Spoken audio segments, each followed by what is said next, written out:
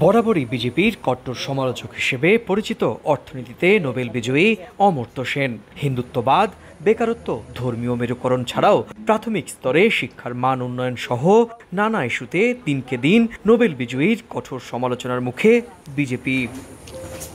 প্রায় 6 মাস ইউরোপে থাকার পর সম্প্রতি কলকাতায় ফিরে বিমানবন্দরেই বিজেপির বিরুদ্ধে কার্যত বোমা ফাটিয়েছিলেন প্রবীণ অর্থনীতিবিদ।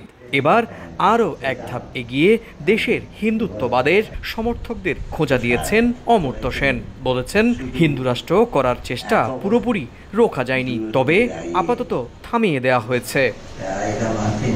নিজের দাতব্য সংস্থা প্রতিচির কেন স্কুলে যাই সহযোগিতার সহজ পাঠ শীর্ষক এক সভায় প্রধান বক্তা হিসেবে দেশের সার্বিক শিক্ষা ব্যবস্থার কড়া সমালোচনাও করেন নোবেল বিজয়ী। এরপর উপস্থিত সাংবাদিকদের নানা প্রশ্নের উত্তর দিতে গিয়ে বিজেপির হিন্দুত্ববাদ নিয়ে গেরুয়া শিবিরকে তীব্র কটাক্ষ করেন। দেশের সাধারণ মানুষকে ধর্মীয় মেরুকরণে প্রলুব্ধ না হওয়ার আহ্বানও জানান তিনি। নগদের কাছে সব গ্রাহকই প্রিয়, তাই তো সারা দেশে ক্যাশ আউট চার্জ সবচেয়ে কম। যতটা আটকানো গেছে সেটা নির্বাচনের ফলাফলের মধ্যে প্রতিফলিত আমরা দেখতে পাচ্ছি। এই নয় যে নির্বাচনের ফলে এটা ঘটলো বলে নির্বাচনের ফলাফল ভিন্ন। অমর্ত্য সেন পশ্চিমবঙ্গের শান্তিনিকেতনের বাসিন্দা।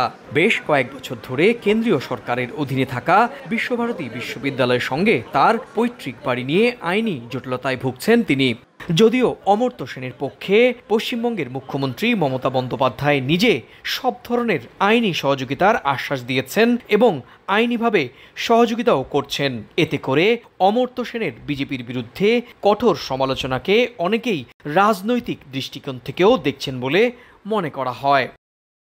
সুব্রত আচার্য, সময় সংবাদ, ভারত।